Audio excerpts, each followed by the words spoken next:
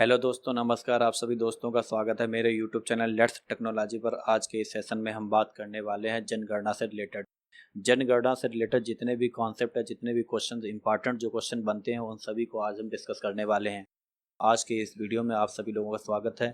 तो सेशन को बिना किसी देरी के स्टार्ट करते हैं। तो आज का जो हमारा पहला क्वेश्चन बनने वाला है 2011 की जनगणना से रिलेटेड।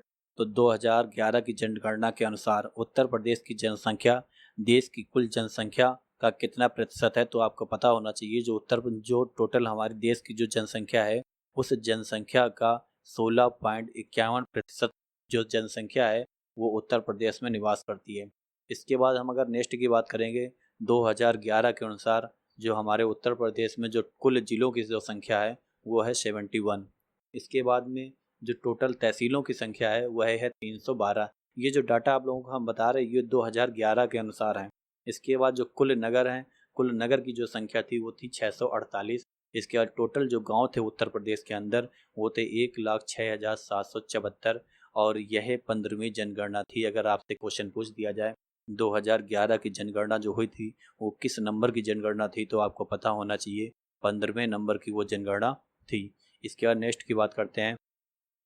2011 के अकॉर्डिंग जो उत्तर प्रदेश के अंदर जो जनसंख्या जो निवास करती थी वह जनसंख्या थी 19,98,12,341। इतना डीपली में कहीं पूछा नहीं जाता है, लेकिन मैंने आप लोगों के जानकारी के लिए मैंने डाटा यहाँ पर एकत्र करके लिख दिया है। तो आप लोग इसको ध्यान रख सकते हैं कि जो 2011 की जनगणना जो हुई थी उसके अकॉर्डिंग टोटल जनसंख्या की अगर बात की जाए तो 19,98,12,341 लोग यूपी के अंदर निवास करते थे।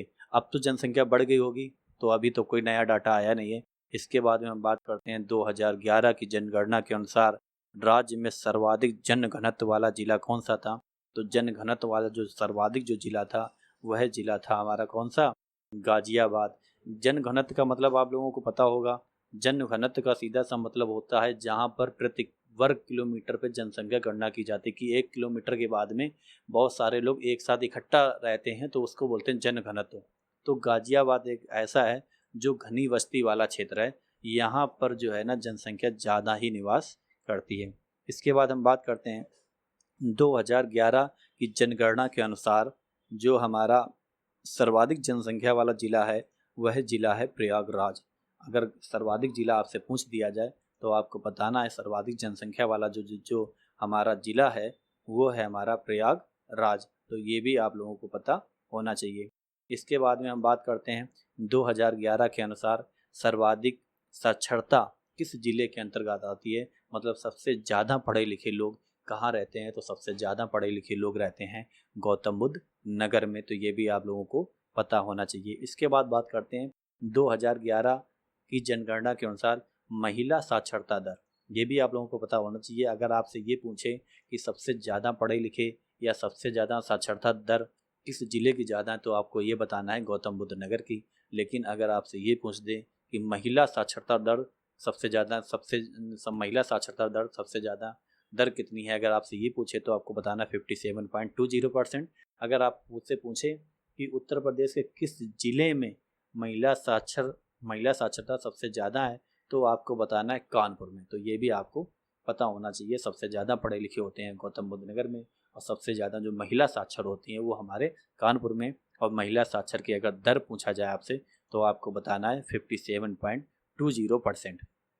इसके बाद बात करते हैं आगे 2011 के अनुसार राज्य में सर्वाधिक महिला साक्षरता दर वाला जिला कौन सा? अभी मैंने आपको पूछ से बताया भी था कि सबसे ज़्यादा महिलाएं जो पढ़ी लिखी होती है वो हमारे कानपुर नगर की पढ़ी लिखी होती हैं। तो इसके बाद सबसे ज़्यादा अगर बात की जाए सबसे ज़्यादा पढ़े लिखे लोग किस जगह पर निवास करते हैं, तो वो गौतम बुद्ध नगर में निवास करते हैं। तो ये भी आपको पता होना चाहिए। इसके बाद में बात करते हैं 2011 के अनुसार सर्वाधिक जनसंख्या वाले जिले। तो सबसे ज़्यादा जनसंख्या अभी आप लोगों को मैंने पहले बताया था कि सर्वाधिक जनसंख्या जो निवास करती है वो निवास करती है हमारे प्रयागराज में। ठीक है। प्रयागराज में अगर दूसरा कोई जिला आता तो वो है हमारा मुरादाबाद। मुरादाबाद के बाद आता है गाजियाबाद। गाजियाबाद के बाद में बात आता है आजमगढ़। आजमगढ़ के बाद में बात आता है लखनऊ की। तो सबसे ज़्यादा जो जनसंख्या रहती है वो रहती है प्रयागराज में। प्रयागराज के बाद में रहती है मुरादाबाद। मुरादाबाद के बाद रहती है गाजियाबाद में। इसके बाद आजमगढ़, और आजमगढ़ के बाद में हमारा कौन सा है? तो हमारा लखनऊ। तो हमारा कौन सा आता है, लखनऊ। प्रयागराज, इसके बाद मुरादाबाद, मुरादाबाद गाजियाबाद, इसके बाद आजमगढ़, इसके बाद में लखनऊ। ठीक है। इसके बाद 2011 के अनुसार न्यूनतम जनसंख्या के अगर हम बात करेंगे कि 2011 के अनुसार सबसे कम जनसंख्या किस जिले में रहती है, तो सबसे कम जनसंख्या जो निवास करती है वो निवास करती है महोबा में।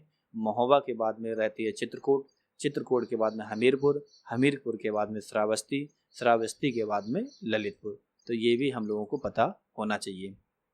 ठीक है, तो ये क्वेश्चंस हैं। इसके बाद में आप बात करते हैं 2011 के अनुसार सर्वाधिक दशकीय वृद्धि दर वाले 5 जिले कौन से हैं, तो ये भी आप लोगों को पता होना चाहिए। गौतम बुद्ध नगर, गाजियाबाद, श्रावस्ती, बहराइच और बलरामपुर।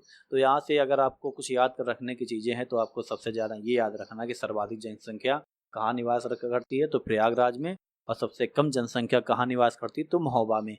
इसके बाद में अगर आपसे पूछ ले कि 5 बताइए जिलों के नाम, तो आप बता सकते हो कि सर्वाधिक जनसंख्या जो निवास करती है वो प्रयागराज में, मुरादाबाद, गाजियाबाद, आजमगढ़ और लखनऊ। अगर न्यूनतम जनसंख्या की बात करें तो सबसे पहला जो आता है हमारा महोबा, चित्रकूट, हमीरपुर, श्रावस्ती और इसके ललितपुर। मतलब महोबा से कुछ ज़्यादा चित्रकूट में, चित्रकूट से कुछ ज़्यादा हमीरपुर में, हमीरपुर से कुछ ज़्यादा श्रावस्ती में, श्रावस्ती से कुछ ज़्यादा ललितपुर में। तो इस तरीके से डाटा को आप ध्यान रख सकते हो। इसके बाद में हम बात करते हैं 2011 के अनुसार सबसे कम वृद्धि दर वाले ज़िले कौन से हैं। ठीक है, तो सबसे कम वृद्धि दर वाले अगर ज़िले की बात करेंगे तो कानपुर हमारा आता है, हमीरपुर आता है, बागपत आता है, फतेहपुर आता है और देवरिया आता है।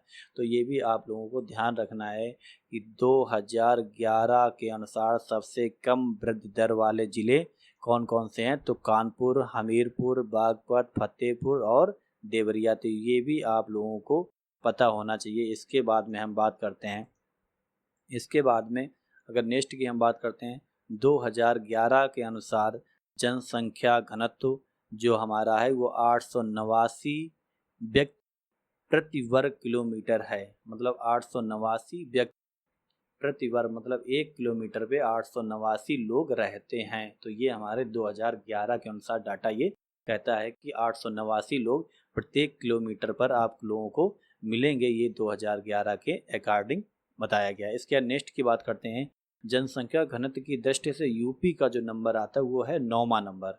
अगर जनसंख्या घनत्व की बात की गई है, सबसे ज़्यादा जनसंख्या अगर देखा जाएगा तो वो हमारा आ जाएगा फर्स्ट नंबर पे। लेकिन अगर बात की जाएगी अगर आपसे कि जनसंख्या घनत्व में जो है जनसंख्या घनत्व की दृष्टि से किस नंबर पे आएगा, तो आप लोग बताओगे 9वें नंबर पे आएगा। ठीक है। इसके बाद में हम बात करते हैं 2011 के अनुसार सबसे ज़्यादा जनसंख्या घनत्व कहाँ पे है। 2011 के अनुसार सबसे ज़्यादा जनसंख्या घनत्व किस जिले में है, तो ये आप लोगों को ध्यान रखना है। गाजियाबाद, वाराणसी, इसके बाद में लखनऊ, भदोही और कानपुर। कहने का मतलब ये है कि ये जो हमारे ज़िले हैं यहाँ पर घनी बस्तियाँ हैं। जनसंख्या घनत्व का मतलब ये होता है कि एक स्थान पर ज़्यादा लोग रहें। ठीक है, तो गाजियाबाद, वाराणसी, लखनऊ, भदोही और कानपुर ऐसे ये ज़िला हैं जहाँ पर सबसे ज़्यादा लोग रहते हैं एक ही जगह पर। इसके बाद में बात करते हैं 2011 के अनुसार न्यूनतम जनसंख्या 2011 के अनुसार न्यूनतम जनसंख्या घनत्व की अगर हम बात करते हैं तो उसमें हमारा आता है ललितपुर, सोनभद्र, हमीरपुर, महोबा और चित्रकूट की बात करते हैं। तो अगर आपसे पूछा जाए कि 2011 के अनुसार न्यूनतम जनसंख्या घनत्व कहाँ का है, तो सबसे कम जनसंख्या जहाँ पर निवास करती है ललितपुर में सबसे कम है ना, मतलब कम लोग। इसके बाद तो ललितपुर हमारा हो गया, सोनभद्र हो गया, साथ में हमीरपुर हो गया, महोबा हो गया और चित्रकूट। यहाँ का जन घनत्व कम है। इसके बाद में नेक्स्ट की बात करते हैं 2011 के अनुसार साक्षरता दर। तो टोटल जो साक्षरता दर है वो है 67.7%। कहने का मतलब ये है कि 100 लोगों में से 67 लोग पढ़े लिखे हैं, ऐसे आप समझ सकते हो। तो जो टोटल जनसंख्या है उसमें से 67.7% लोग पढ़े लिखे हैं, जिसमें से पुरुष जो वर्ग हैं वो 77 ये टोटल में से जो हमारे पुरुष हैं वो 77.3% पढ़े लिखे हैं और जो महिलाएं हैं वो हैं 57.2% पढ़ी लिखी हैं। इसके बाद में बात करते हैं 2011 के अनुसार सर्वाधिक साक्षरता वाले ज़िले, मतलब कि सबसे ज़्यादा पढ़े लिखे लोग किस ज़िले में निवास करते हैं। तो नंबर 1 पे आता है हमारा गौतम बुद्ध नगर, दूसरे नंबर पे आता है कानपुर, तीसरे नंबर पे आता है औरैया, इसके बाद इटावा, इसके बाद गाजियाबाद। तो सबसे ज़्यादा पढ़े लिखे लोग इन जिलों में निवास करते हैं, गौतम बुद्ध नगर, कानपुर, औरैया, इटावा, गाजियाबाद। इसके बाद में अगर आप बात की जाए सन 2011 के अनुसार सबसे कम पढ़े लिखे लोग किस जिले में निवास करते हैं, तो आपको पता होना चाहिए श्रावस्ती, बहराइच, बलरामपुर और साथ में बदायूं। तो ये जो ज़िले हैं यहाँ पर सबसे कम पढ़े लिखे लोग निवास करते हैं। इसके बाद में बात करते हैं 2011 के अनुसार सर्वाधिक लिंगानुपात। तो 2011 के अनुसार 1000 पुरुषों पर 912 स्त्रियां हैं।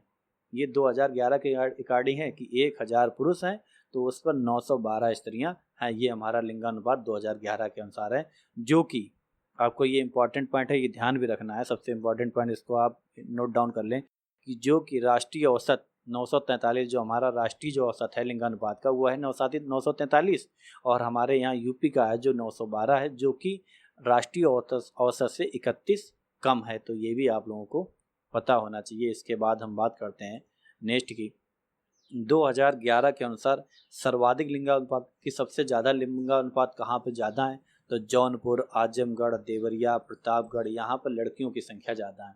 तो ये जो हमारे ज़िले हैं, जौनपुर हो गया, आजमगढ़ हो गया, इसके बाद देवरिया हो गया, प्रतापगढ़ हो गया, यहाँ पर लड़कियों की संख्या ज़्यादा है। तो यहाँ का जो लिंगानुपात है वो सबसे अधिक है। इसके बाद अगर हम यहाँ पर अधिक की मैंने बात कर ली, इसके 2011 के अनुसार न्यूनतम लिंगानुपात की सबसे कम लिंगानुपात कहाँ पर है, तो गौतम बुद्ध नगर है ना, बागपत, हमीरपुर, कानपुर, मथुरा और जालौन, यहाँ पर पुरुष वर्ग कम रहते हैं, यहाँ पर पुरुष वर्ग कम है। और इसके बाद ये जौनपुर, आजमगढ़, देवरिया, प्रतापगढ़, यहाँ पर लड़कियों की संख्या ज़्यादा है। और इसके बाद यहाँ पे गौतम बुद्ध नगर, बागपत, हमीरपुर, कानपुर, मथुरा, साथ में जालौन, यहाँ पर पुरुष वर्ग ज़्यादा रहते हैं। इसके बाद में बात करते हैं नेक्स्ट, उत्तर प्रदेश की प्रथम महिला राज्यपाल कौन है, तो प्रथम महिला राज्यपाल हमारी हैं सरोजिनी नायडू। इसके बाद उत्तर प्रदेश की प्रथम मुख्यमंत्री कौन है, तो गोविंद बल्लभ पंत। इसके बाद उत्तर प्रदेश का दिवस जो हम लोग बनाते हैं वो बनाते हैं 24 जनवरी को।